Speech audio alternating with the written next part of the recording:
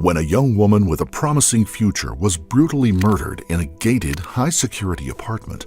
All the evidence seemed to point to one man as the killer, but the trial that followed would turn every aspect of this crime on its head, making it one of the most intriguing and controversial unsolved murder cases in South African criminal history. 17 years later, forensic experts and amateur sleuths are still divided. What really happened that summer evening in 2005? This is the mysterious case of Inge Lotz. Before we start, we would like to send our sincere condolences to the loved ones of Inge Lotz, who fell victim to this abominable act.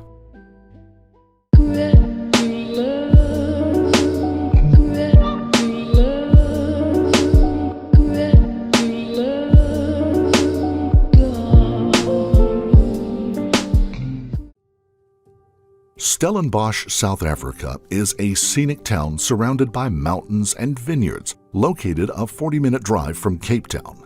With its oak-lined streets and rich colonial history, the picturesque town of Stellenbosch is both a food and wine capital and a lively party hub for students from the nearby Stellenbosch University. But in a country where crime rates are among the highest in the world, safety is an ever-present concern. It was definitely at the top of the mind for 22-year-old Fred Vyver on the evening of March 16, 2005. Fred had been trying to reach his girlfriend of 5 months, 22-year-old Inge Lotz, for hours, and now he was feeling uneasy. Inge was not the type to ignore a call or a message, and the pair had made plans for that night to discuss an argument they had had that morning. Concerned, Fred phoned Inge's mother. She told Fred that she had spoken to Inge around lunchtime that day and wondered if Inge had muted her phone so that she could study. Fred wasn't convinced. At 10:18 p.m., he made one final attempt to reach his girlfriend before telling his roommate, Marius Botha, that he was driving to Inge's apartment in Stellenbosch to check on her.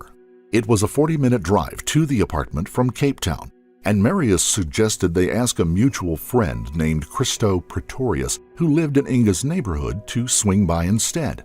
Meanwhile, Fred could drive to Inge's mother's to pick up the spare keys to the complex. By 10:30, Christo was outside Inge's apartment complex. No one was answering the intercom at apartment number 21. Christo asked another resident to buzz him in. Then he knocked several times at Inge's apartment door. There was no answer. And there was something that troubled him. The apartment was in darkness, but Inge's television was on. On a whim, Christo turned the door handle. It was unlocked. From the entrance, Christo had a clear view into the open-plan living room, and he saw something that made his heart stop. In the blue and white glow of the TV was the figure of a woman lying on the couch, strands of long hair draped over one armrest. Christo stepped closer. The motionless figure was Inge, but her head and face were covered in blood. Christo fled the home to the neighbor who had buzzed him in. While the neighbor phoned emergency services, Christo braced himself for the terrible task ahead, breaking the news to Fred that his beloved girlfriend was dead. Inge Lotz had grown up in a tight-knit family in the nearby affluent neighborhood of Welgemode. Her parents, Jan and Juanita Lotz, doted on their only child, who was a talented soprano singer, pianist, and scholar. Inge had excelled at both school and university, receiving multiple awards for academic achievement. For her bachelor's degree in actuarial science, she was listed among the top students in the Western Cape region. By 2005, Inge was well on her way to completing her master's in mathematical statistics. Her future couldn't look brighter. Inge's friends described her as vivacious and full of life, a deeply loving friend with an infectious laugh. She was bright and beautiful and a magnet for male admirers. Friends said that wherever she went, men seemed to fall for her. One of those men was fellow actuary student 22-year-old Fred Vyver. Fred and Inge had been classmates since their first year of their degree, but had only started dating in November of 2004. They had a lot in common. Like Inge, Fred was smart and ambitious. The youngest of 3 boys from a wealthy farming family, Fred had graduated high school close to the top of his class. He was tall and striking and exuded a quiet confidence. After finishing his honors degree, Fred had taken a job as an actuary at Old Mutual, a prominent insurance firm based in Cape Town. And by 2005, he was living in an apartment close to his work with his friend and colleague, Marius Botha. Inge was smitten with Fred. She introduced him to her parents, who gave their stamp of approval. By Christmas of that year, Inge had told her mother that Fred was the man she would marry. At the beginning of March 2005, Inge had moved into an apartment in a new development on the outskirts of Stellenbosch. The Shiraz apartment complex was still in the process of completion, with extensive ongoing construction. Like many gated communities, the complex had a remote control access, high-security gate, and high walls topped with electric wire. Fanatical about safety, Inge had waited until the security gate had been installed on both her front door and balcony doors, and burglar-proof bars on her windows before moving in. Inge enjoyed decorating her apartment, purchasing a new couch for the living room. The couch was large, and delivery workers had to lift it onto the balcony and through the balcony doors in order to get it in the apartment, breaking several tiles in the process.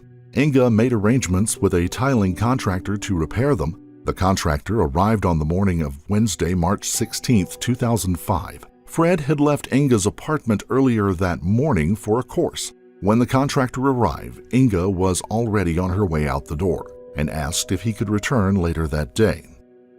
It was a hot day in Stellenbosch, and the town was buzzing with students attending their final exams before the Easter term break. Inge briefly met Fred before attending a lecture. She then had an early lunch with a childhood friend, Wimpy Boshoff. He would be the last of her friends to see her alive.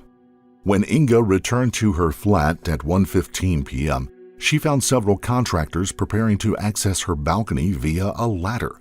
Inge let them in through the front door. By the time they were wrapping up, she was on the phone with her mother, who later stated that she heard Inge see them out the door, locking the security gate behind them. At 1:36 p.m., Inge sent a final message to Fred. Had a nice visit with Wimpy. Tiles have been laid. Miss you already. A receipt and surveillance footage would later show that at 2:55 p.m., Inge had picked up a burger from a Steers restaurant, then a DVD from a local rental store, and a magazine. She had then returned home and changed from her jeans into sleepwear-style shorts. No more calls would be made from her phone, and no more messages would be opened or sent. Inge would go silent. By 10:30 p.m. that night, Christo Prestorius would be entering her apartment in the dark through an unlocked door. Within hours, Inge's apartment was crawling with police officers. Inge had been brutally bludgeoned in the head by what forensic experts believed to be a hammer, then stabbed multiple times in the neck and body. An autopsy would also reveal she had been struck up to 47 times. The killer had then used her bathroom to clean up, leaving a bloodied towel on the floor and blood spatter in the sink. A single shoe print in blood had been left on the bathroom floor. There was no sign of forced entry. Valuables still lay openly on display. Inge's cell phone was still on the kitchen counter.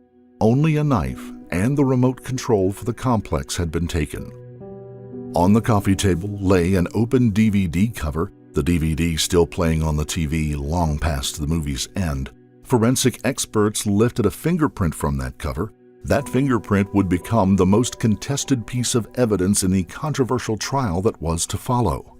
Everything suggested that Inge had been taken by surprise while lying on her couch reading and watching a DVD, so suddenly and with such force that she likely died where she laid on the couch. A magazine still lay open at her feet, and the remote control was in her hand. But why? And by who? The savage nature of the attack suggested that it was motivated by an uncontrollable rage. This was something personal, by someone she knew. Within hours of her death, the news had hit the media, and the smiling and beautiful Inge Lotz adorned the front cover of every newspaper across the country.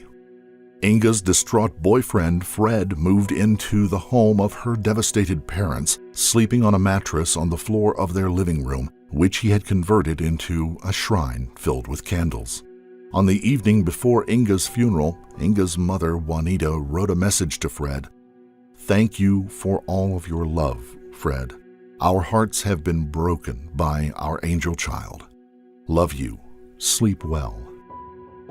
But just days later, they would ask him to leave their home and never return. Investigating officers learned that on the day of her murder, the power had been cut to the security gate of the complex for several hours while electricians worked on installing a fan in their garbage room. That day, there had been construction workers on the premises, as well as the tiling subcontractors who had repaired Inge's balcony. But the focus of the investigation fell on the people closest to Inge, and specifically the men who had known or dated her. Among those considered suspects were Wimpy Boshoff, an ex-boyfriend named Bram Kruger, Marius Botha, and of course, Fred Vyver. Fred, it turned out, had an ironclad alibi. He had been at his office in Pinehurst from 11 a.m. until 6 p.m. that day, and several eyewitnesses corroborated his presence in meetings. There was also surveillance footage captured of Fred entering and leaving the building. No footage showed him leaving the building at any other time. Both Wimpy and Bram were also swiftly ruled out. Marius Botha, however, had nothing to corroborate his alibi that he was at his apartment during the hours that Inge was killed. It also emerged that he had been in love with Inge during their first year at the university, at one point writing her a love letter described by a friend as a meter long. But there was no evidence linking Marius to the crime. Meanwhile, a man had come forth and confessed to Inge's murder. 2 weeks after the crime, 17-year-old drug dealer named Venner Carolus confessed to police that he had killed a female student while she lay on her couch. The couch was a detail which, at that point, was only known to police and her killer. Zeg vir my, wat wil jy weet? Hoe weet jy iemand is vermoord? Was daar binne vermoord? Ek was daar op. Was jy op? Ja, toe ek daar op kom, toe sien ek net die meisie lê daar. Het jy gaan kyk voordat jy gehardloop het? Toe hulle hardloop, toe het ek nie verstaan nie, want ek was getrek gewees. Jy was saam met wie was jy so? Ja. Okay, Jacob wie? Swanne. Het die meisie gesien? As jy sê jy het die meisie gesien, waar het jy haar gesien? Sy was in die voorarea op 'n rasbank waar sy gelê het. En toe ek net die bloed sien, toe het ek geweet. Wat die opname word hier beëindig. But Venner's story kept changing. During subsequent interviews, he said that he had not committed the murder, but had only witnessed it. She had been murdered on a Saturday, he said, when Inge was actually killed on a Wednesday. Venner was able to lead police to Inge's apartment complex, but couldn't point out her apartment. Venner then retracted his statement, stating that he was high when he had come forward. Police dismissed the confession. By then, they were focused on a different suspect, Fred Vyver. Police felt strongly that their perpetrator was someone that Inge knew well, a jealous, controlling boyfriend, for instance. In the minds of the press and the police, Fred couldn't have fit the profile better. Contrary to appearances, Fred and Inge's relationship had been troubled. Fred was a member of the His People Church, which held strict beliefs regarding how women should dress and public displays of affection. Fred believed that physical contact in a premarital relationship was likely to lead to sex and insisted on no intimacy with Inge. Inge was a Christian, but under Fred's behest, she joined the His People Church. Friends implied that Inge had done it under duress and was not comfortable with their teachings. On the morning of her death, Fred and Inge had fought. According to Fred, Inge had asked him if he still loved her. He assured her that he did, but agreed that the relationship had felt off for a while. He asked her to think carefully about whether she wanted to continue with him and to write him an email telling him of her feelings, which they could then discuss that evening. Inge had written a 2-page letter, which she handed to him the day of her death after his morning lecture. It had turned out to be a loving letter and was the last time he'd seen her alive, he said. But Vympie Boshoff gave police a slightly different account. Inge, he said, had told him over lunch that day that their relationship was on the rocks. That morning, they had what she described as a hell of a fight, and something she wasn't sure they could recover from. Vympie had told her that she was being melodramatic. She'd then done an about-face and said that she wanted to get engaged to Fred by the end of that year. Inge's father now said that he had misgivings about Fred from the start of their relationship. He had found him manipulative and controlling, he said. Juanita recalled having concerns over Fred as well. The very last time she had seen Inge, she observed bruising on her daughter's arms.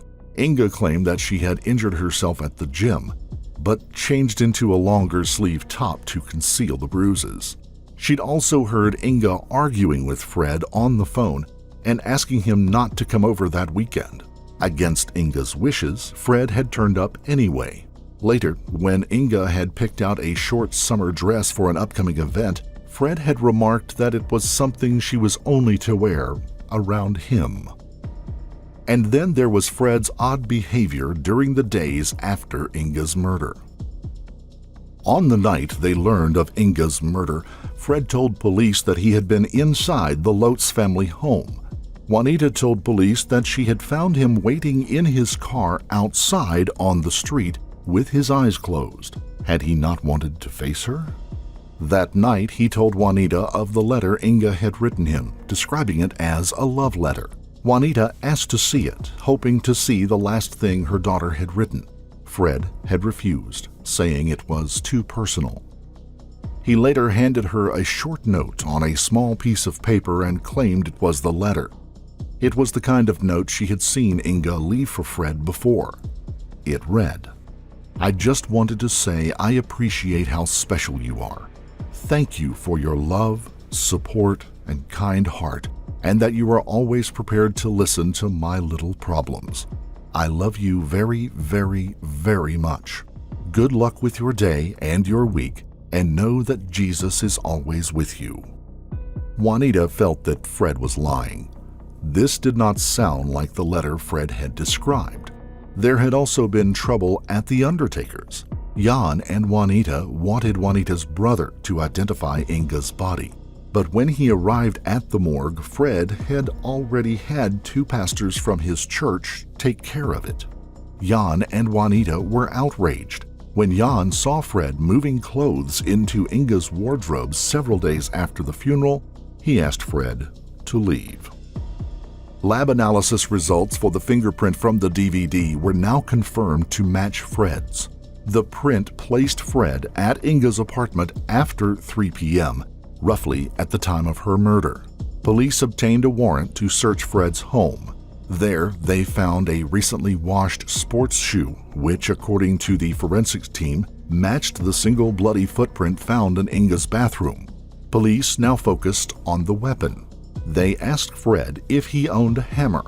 Fred admitted to owning an ornamental hammer, which doubled as a bottle opener, and which was a Christmas gift from Inge's family. It had been left under the front seat of his car and had never been used, he said. But what of his alibi? Police pieced together Fred's final movements on the day of Inge's death, and they found a potential hole. Fred had arrived at Old Mutual around 11 a.m. and joined a workshop with 6 colleagues. At 1:10 p.m., he had logged onto a work computer and sent a message to Inge thanking her for the letter. But between 3:29 and 5:14, no phone or computer activity had been initiated by Fred. There was a window of 105 minutes between 3:30 p.m. and 5:15 when no one could account for Fred's movements. The question remained, what if he had left his place of work via the company's car park? 3 months after Inge's murder, With rumors rife that police were close to arresting Fred, Fred's lawyer advised him to hand himself in to the police, but to maintain his innocence. Fred did so and requested that he be given a lie detector test. He passed, but with enough evidence to charge him, Fred was arrested for the murder of Inge Lotz. After 2 long years, the trial of Fred van der Vyver began in February of 2007. It would last 9 months, going down in South African history as one of the country's most highly publicized and controversial trials. Fred's family had sold the family farm in order to fund his defense. Of primary importance in the case was the fingerprint. Fred's family had hired an American fingerprint expert, Pat Wertheim, and Dr. David Klatzow to examine the print. Both testified that the fingerprint had been lifted from a cylindrical surface, like a glass, and not from a flat surface, like a DVD case. Number one, he didn't label the fingerprints. You always label the fingerprint that you pick up at the scene of the crime with the time, the place, the date, and the surface on which you pick it up. He didn't do that. And those were only labeled sometimes quite a significant time after the event, when the exact memory of what had happened and how you lifted them, etc., had faded. So by this stage now, the fingerprint was under serious attack.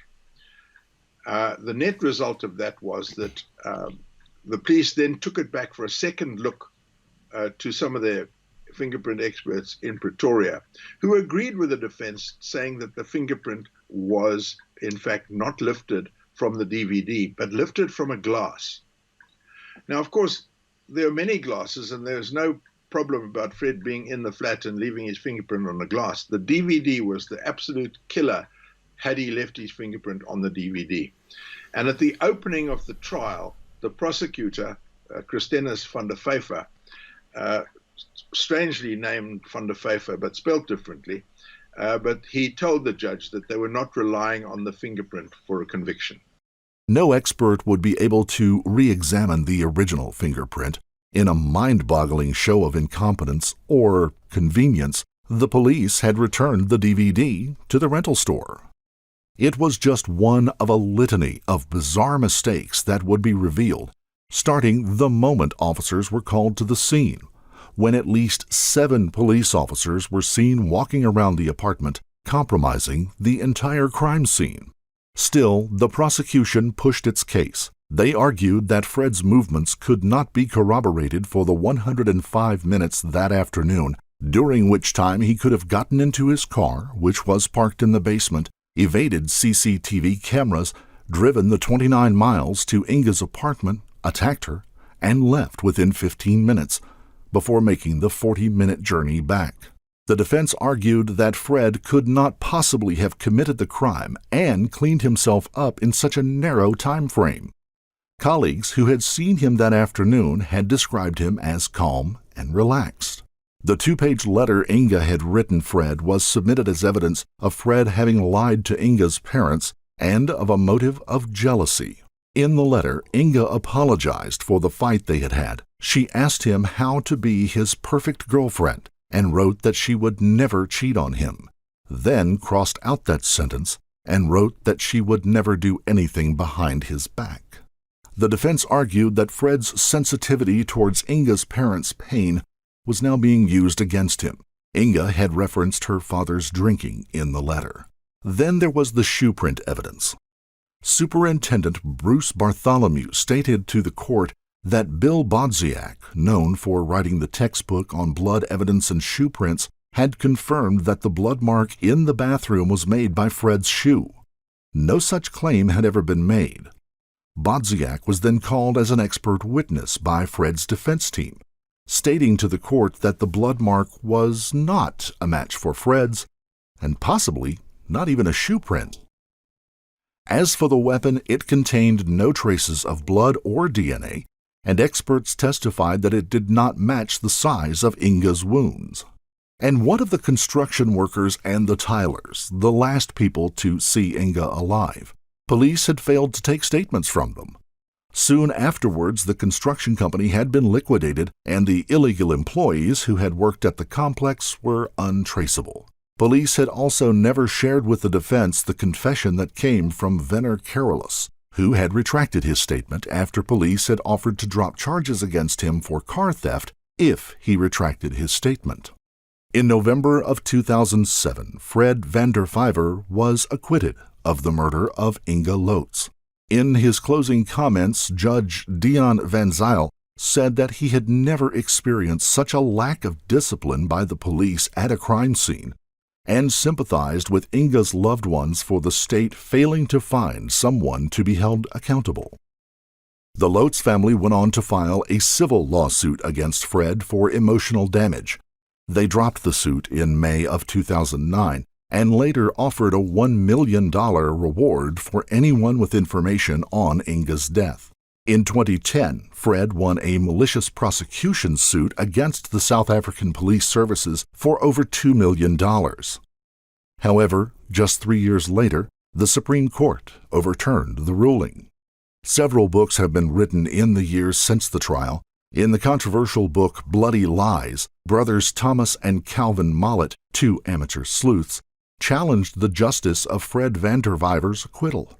Many forensic experts disagree, describing the case as the result of a broken criminal justice system in which one family were unjustly prosecuted and another left without answers or closure. Nearly 2 decades later, Juanita Lotz says the pain of their loss has not abated with time, saying, "When Inge died, my soul died."